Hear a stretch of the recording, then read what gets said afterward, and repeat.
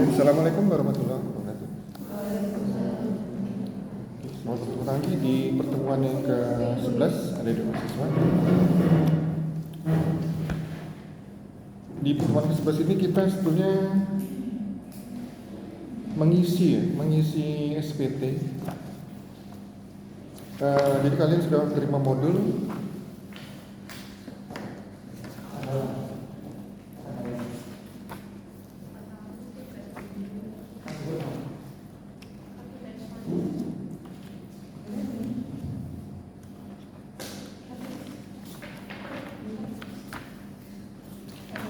Coba buka di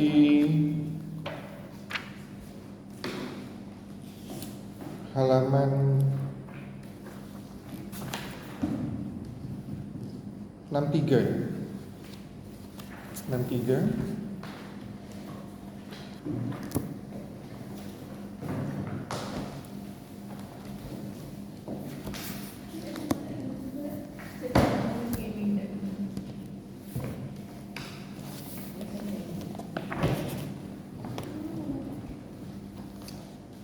Nah ini kalian sekarang kita masuk di SPT badan. Jadi kalian menghitung PPh terutang badan. Nah jadi untuk menghitung PPh badan kita harus melihat peredaran usaha brutonya atau omsetnya. Jadi dilihat untuk menghitung PPh badan, ini kita lihat ada 3 kondisi yang perlu kita perhatikan untuk peredaran usaha brutonya. Yang pertama, untuk peredaran usaha bruto atau omsetnya, omset netnya sampai 4,8, itu dia akan mendapat fasilitas pengurangan tarif 50%. Jadi tarif untuk badan ini tarif tunggal ya 22% sekarang. Jadi untuk dilihat untuk peredaran usaha brutonya apakah sampai 4,8 atau kurang, itu dia akan mendapat fasilitas pengurangan tarif 50%. Jadi nanti rumusnya itu sudah ada. Jadi PPh terutangnya tarif pasal 17 Undang-Undang PPh itu 22% maksudnya, dikali 50% pengurangan tarif fasilitas, dikali PKP. Nah untuk PKP badan ini adalah laba bersih sebelum pajak ya dari mahasiswa. Jadi penghasilan netonya itu laba bersih sebelum pajak. Untuk yang pertama, kondisi yang pertama bisa diikuti, bisa dipahami. Jadi kalau peredaran usaha bruto omsetnya sampai 4,8 atau kurang, berarti dia 22% dikurangi 50%. 22% kali 50% dikali PKP-nya. PKP itu penghasilan kena pajak. Untuk badan adalah laba bersih sebelum pajak. Sampai sini bisa diikuti saya. Dilihat aja peredaran usaha brutonya. Kemudian untuk yang kedua, apabila peredaran usaha brutonya sampai 50 M, nah berarti di situ ada 2 tarif, yang satu PKP yang mendapat fasilitas pemotongan tarif, yaitu yang peredaran usaha brutonya sampai 4,8, dan ada PKP yang tidak mendapat fasilitas pengurangan tarif, yaitu yang peredaran usaha brutonya di atas 4,8 sampai 50 M. Jadi intinya yang mendapat fasilitas pengurangan tarif yang peredaran usaha brutonya sampai 4,8. Kondisi yang 3, untuk peredaran usaha bruto di atas 50 M tidak mendapat fasilitas pengurangan tarif, hanya satu tarif saja, yaitu tarif normal 22%, langsung dikali PKP. Jadi dilihat peredaran usaha brutonya atau omset netnya. Peredaran usaha bruto itu berarti sudah net ya, penjualan net. Jadi penjualan bruto dikurangi retur, dikurangi diskon sudah. Sampai sini bisa diikuti.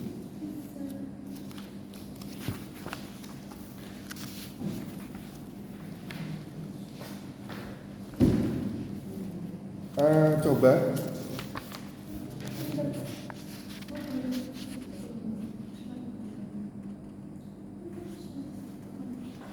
nah di halaman berikutnya, halaman tadi halaman berapa? 63. Di halaman berikutnya ada laporan harga pokok produksi, ini perusahaan manufaktur. Jadi laporan keuangannya ada 3 ya.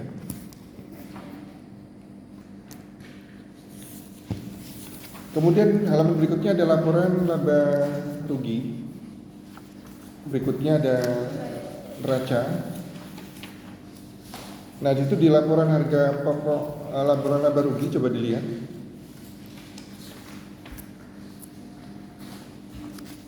Nah itu ada penjualan atau peredaran usaha bruto. Ini laporan komersial ya. Kemungkinan ada pengakuan di sini biaya maupun pendapatan yang tidak diakui di Undang-Undang Perpajakan. Jadi dalam menghitung PPh PPh yang berhubungan pajak, kita ikuti aturan perpajakan. Apabila tidak ada kesesuaian, ini harus kita lakukan rekonsiliasi fiskal atau koreksi fiskal. Laba dari komersil kita koreksi, namanya koreksi fiskal, kita sesuaikan dengan undang perpajakan. Nah itu di halaman 67 kita ada rekonsiliasi fiskal. Tapi saya abaikan dulu ya untuk manajemen. Jadi kembali lagi ke laporan laba rugi di halaman 65. Sudah peredaran usaha brutonya, berarti berapa? Ini masuk kondisi yang keberapa? Kalau kita lihat tadi 3 kondisi. Ini kondisi 1, 2 atau 3? Omsetnya berapa? Peredaran usaha brutonya berapa? Berapa ini? Di halaman 65. Peredaran usaha brutonya berapa? Omsetnya berapa? 2,3. Omsetnya, peredaran usaha bruto, penjualannya atau omsetnya? 5M. Berarti masuk kondisi yang keberapa itu?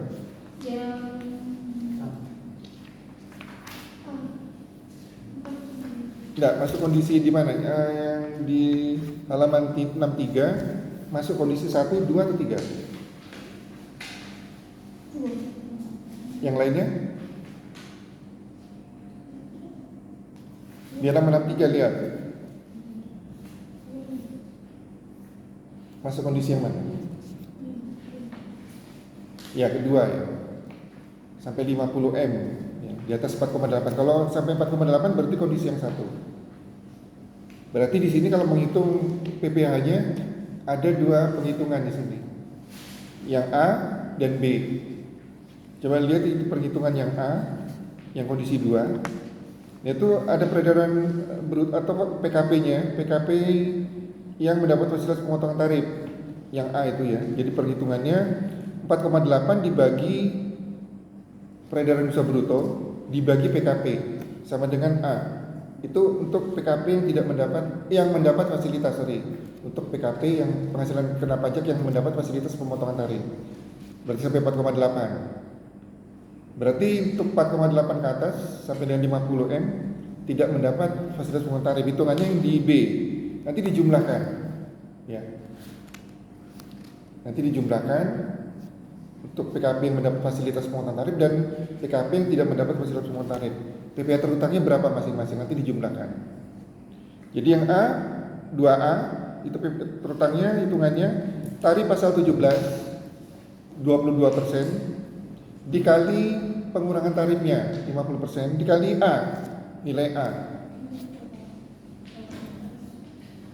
Dikali nilai A.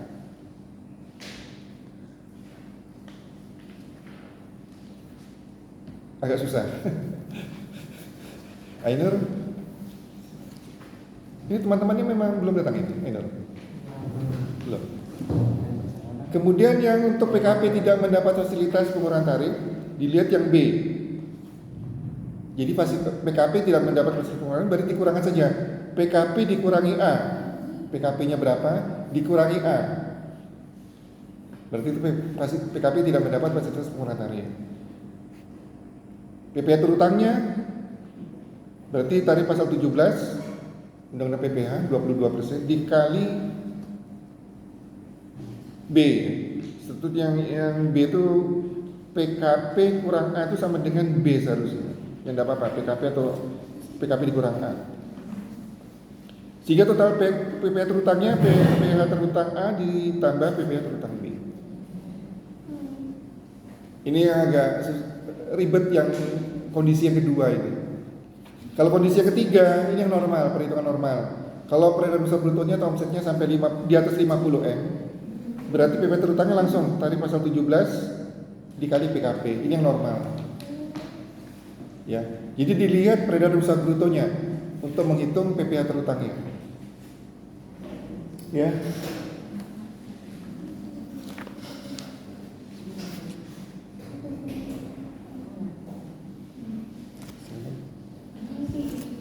Dapat modul tanda tangan.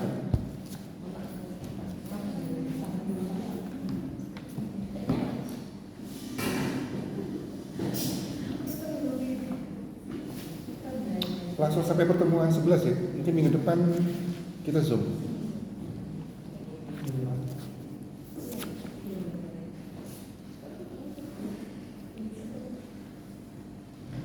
Bisa dipahami?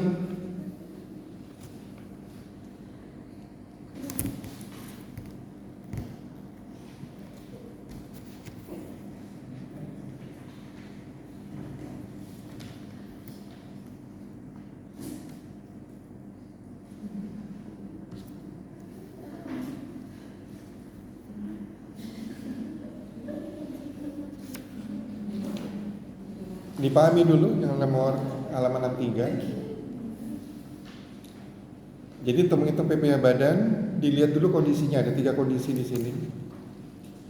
Jadi kita lihat peredaran usaha brutonya. Peredaran usaha bruto sama dengan omset ya, bukan laba kotor. Ya sama dengan penjualan kalau di laporan keuangan komersial. Di halaman 63 dilihat. Jadi untuk menghitung PPh terutang itu ada 3 kondisi yang kita perhatikan peredaran usaha brutonya. Sampai 4,8 M atau ke bawah, dia akan mendapat fasilitas pengurangan tarif. Namanya tarif pasal 31E namanya.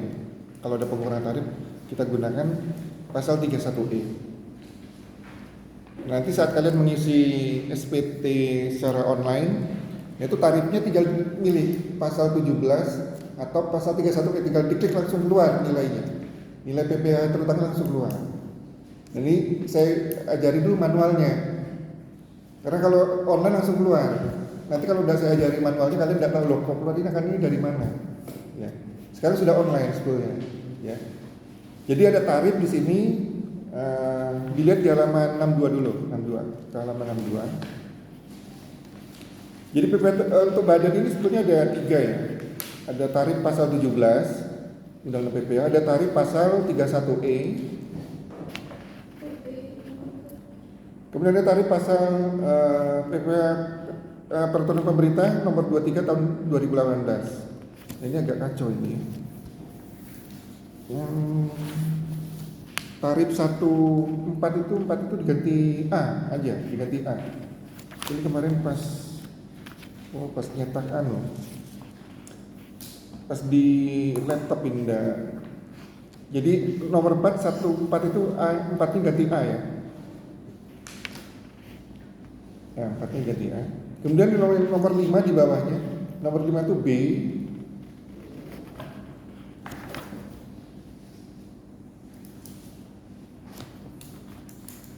Kemudian C yang bawahnya. Nomor 6 itu C. Ada 3 tarif badan. Ada tarif pasal 17 Undang-Undang PPh ini normal 22%, sekarang tarif tunggal. Sebelumnya 25%. Jadi mulai tahun 2020 berubah menjadi 22% sampai sekarang. Tahun 2010 itu dari 28 berubah menjadi 25% sampai tahun 2020. 2020 sampai sekarang berubah menjadi 22% tarif tunggal badan. Kemudian ada tarif pasal 31E. Nah ini tadi Undang-Undang PPh. Ini apabila ada pengurangan tarif, fasilitas pengurangan tarif. Ada syarat-syarat tertentu apabila peredaran usaha brutonya sampai 4,8. Ya nanti kalian klik hanya peredaran usaha brutonya sampai 50M, berarti klik yang 31E. Peredaran usaha bruto sampai 4,8, klik juga 31E di kalau online nanti. Nanti kita masuk lab. Untuk tarif final yang C itu ya 6 itu sebenarnya C. Ini untuk tarif UMKM sebetulnya. Tarifnya 0,5% kali PKP langsung. Kali omset ya, kali omset bukan kali PKP. Tapi ada syaratnya nih untuk yang nomor 6 itu atau C ya. Itu untuk badan apabila bentuknya koperasi, perusahaan komunitas atau firma hanya berlaku maksimal 4 tahun. Untuk berbentuk perusahaan terbatas hanya berlaku untuk 3 tahun. Setelah itu kembali normal. Apakah menggunakan 17? pasal 17 atau pasal 31E. Sampai sini bisa diikuti. Agak susah memang mulai sekarang. Ya, masuk ke halaman 63. Nah itu kondisinya. Jadi ada 3 kondisi. 1, 2, 3. Jadi untuk menghitung PPh badan ada, kita lihat peredaran usaha brutonya, omsetnya, penjualan netnya, penjualan net ya, omset net. Jadi apabila peredaran usaha bruto atau omset netnya sampai 4,8 akan mendapat fasilitas pengurangan tarif. Rumusnya PPh terutang tarif pasal 17 berarti 22% dikali 50%, pengurangan tarifnya 50% kali PKP, penghasilan kena pajak. PKP untuk badan ini sama dengan laba bersih sebelum pajak. Nah coba lihat di halaman 65. Halaman 65 dulu. Ini laporan keuangan sederhana. Jadi ada penjualan di atas, kita kurangkan harga pokok penjualan. Namanya laba kotor. Laba kotor dikurangi biaya usaha atau biaya umum. Namanya laba usaha ya. Bisa diikuti sampai laba usaha. Laba usaha ditambah pendapatan di luar sana dikurangi beban di luar usaha. Itu namanya laba bersih sebelum pajak.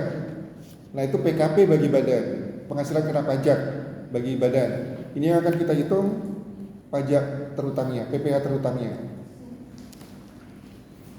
Sudah jelas ya posisinya ya di laba bersih sebelum pajak. Kembali ke halaman 63. Jadi kita lihat menghitung PPh badan, kita lihat peredaran usaha brutonya sekali lagi. Itu ada 3 kondisi. Jadi yang pertama peredaran usaha bruto atau omset netnya sampai 4,8. Yang kedua peredaran usaha bruto atau omset netnya sampai 50M. Yang ketiga peredaran usaha bruto atau omset netnya sampai di atas 50M.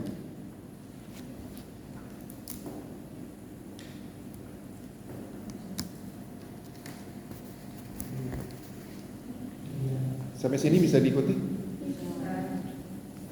Dilihat yang nomor 1 untuk peredaran usaha bruto sampai dengan 4,8 akan mendapat fasilitas pengurangan tarif 50%. Ini dianggap sebagai pengusaha kecil, ya, pengusaha kecil. Rumusnya PPh terutangnya langsung aja tarif pasal 17 Undang-Undang PPh berarti 22% dikali 50% dikali PKP-nya. PKP tadi untuk badan berarti laba bersih sebelum pajak. Ya langsung saja dikalikan. Bisa diikuti yang pertama ya.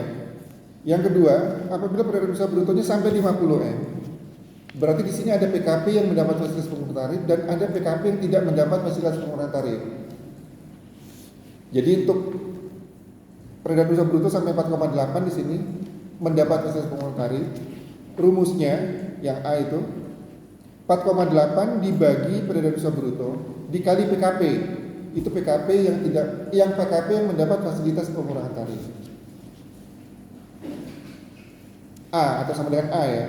Jadi rumusnya PKP mendapat fasilitas pengurangan tarif sama dengan A, rumusnya 4,8 dibagi peredaran usaha bruto dikali PKP.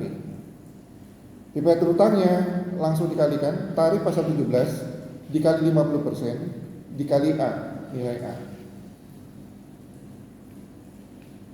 Itu untuk PKP yang mendapat fasilitas pengurangan tarif. Berarti ada juga bagian yang tidak mendapat fasilitas pengurangan tarif yaitu B. Rumusnya untuk PKP yang tidak mendapat fasilitas pengurangan tarif berarti PKP dikurangi A, nilai A. Tadi A itu adalah PKP yang mendapat fasilitas pengurangan tarif. Berarti PKP tidak mendapat fasilitas pengurangan tarif dikurang saja PKP dikurangi A. PPh terutangnya kita hitung. Tadi pasal 17 langsung dikurangi PKP dikurangi A tadi. PPh terutang A kecil dan PPh terutang B kecil dijumlahkan. Itu PPh terutangnya. Bisa diikuti? Yang paling mudah yang nomor 3, yang normal, perhitungan normalnya. Untuk peredaran usaha bruto atau omset netnya di atas 50M tidak mendapat fasilitas pengurangan tarif. PPh terutangnya tarif pasal 17 dikali PKP langsung. Ya. Nah, coba dilihat di halaman 64 itu laporan harga pokok produksi. Mungkin pernah saya ajar ya. Akuntansi 2 dulu siapa? Akuntansi 2. Saya sepertinya. Harga pokok produksi. Udah lihat di halaman 65. Itu ada penjualan. Ini laporan keuangan komersial namanya. Yang kita pelajari selama ini laporan keuangan komersial. Ini disusun berdasarkan standar akuntansi keuangan. Jadi penjualan kita lihat di sini omsetnya peradaan usaha brutonya berapa di sini? 5M. Berarti masuk kondisi yang kedua. Ada dua PKP yang mendapat fasilitas dan PKP tidak mendapat fasilitas. Penjualan dikurangi HPP, laba kotor dikurangi biaya usaha atau biaya umum, namanya laba usaha. Kemudian ditambah pendapatan perusahaan yang dikurangi biaya beban luar usaha, namanya laba bersih sebelum pajak. Nah, ini PKB itu badan laba bersih sebelum pajak. Nanti kalian hitung. Kemudian isikan pajak penghasilannya berapa. Nah, itu pajak terhutangnya yang kalian hitung. Laba bersih sebelum pajak dikurangi dengan pajak penghasilan, itu namanya laba bersih setelah pajak.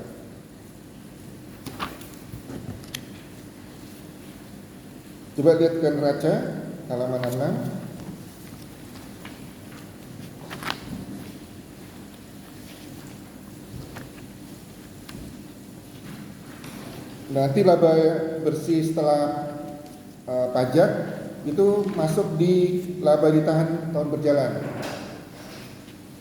Silakan. Ya. Silakan kursi di sini atau di sini.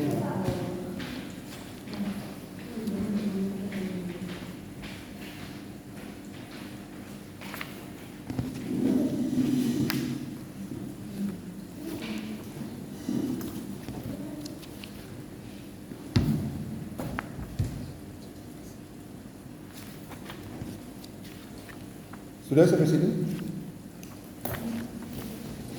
Seperti halnya PPHOP, penghitungan PPHOP. Di sini juga sebetulnya ini ada informasi kurang ya. Ada informasi kurang di sini. Ini saya share saja nanti.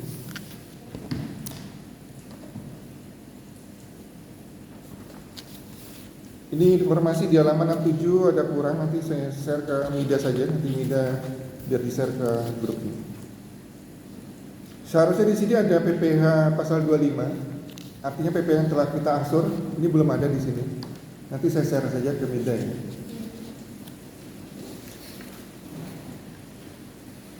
Jadi nanti kalian hitung ini berapa PPh terhutangnya.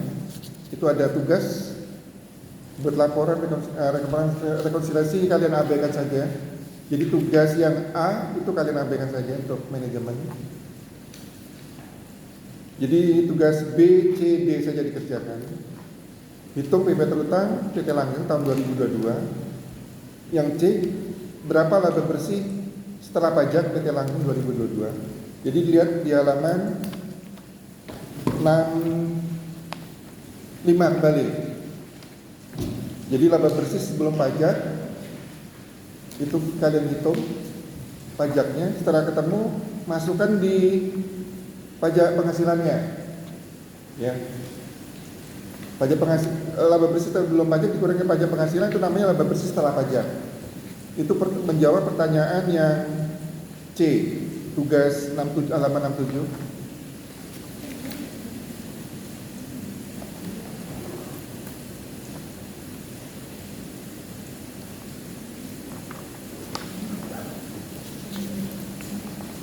Jadi nanti setelah kalian hitung PPh terhutangnya tahun 2022 dikurangi dengan PPh pasal 25. Belum saya lupa saya masukkan di sini PPh pasal 25-nya. Nanti saya share ke Mida. Kalian kurang bayarnya berapa itu namanya PPh pasal 29. Ya, di sini juga pertanyaannya belum lengkap, ya. Nanti saya perbaiki di Mida.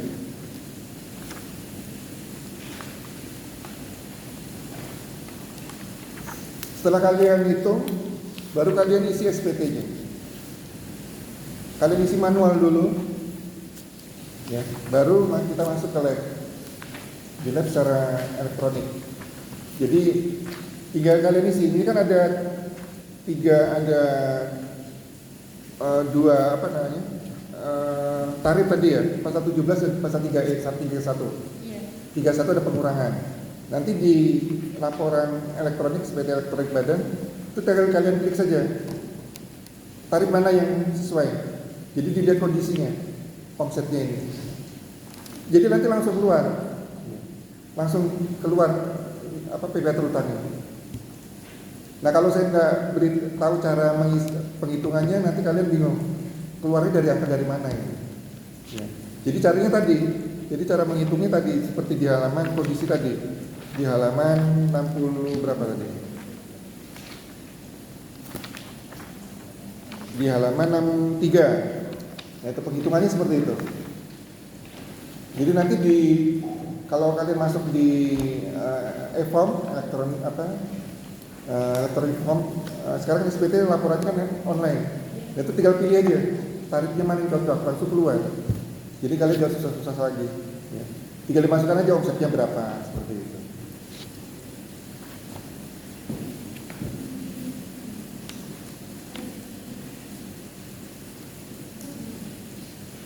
Absennya sudah?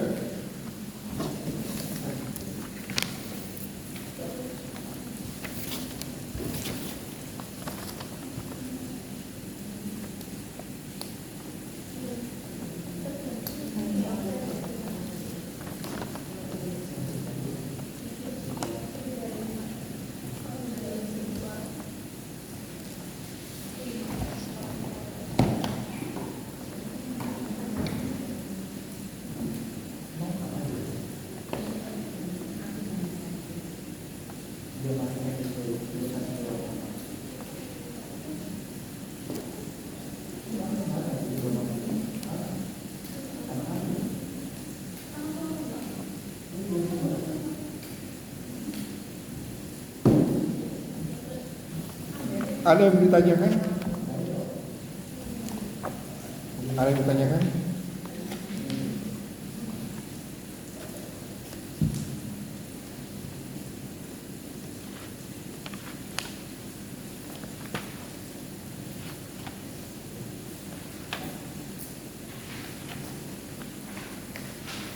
Kalian mau menghitung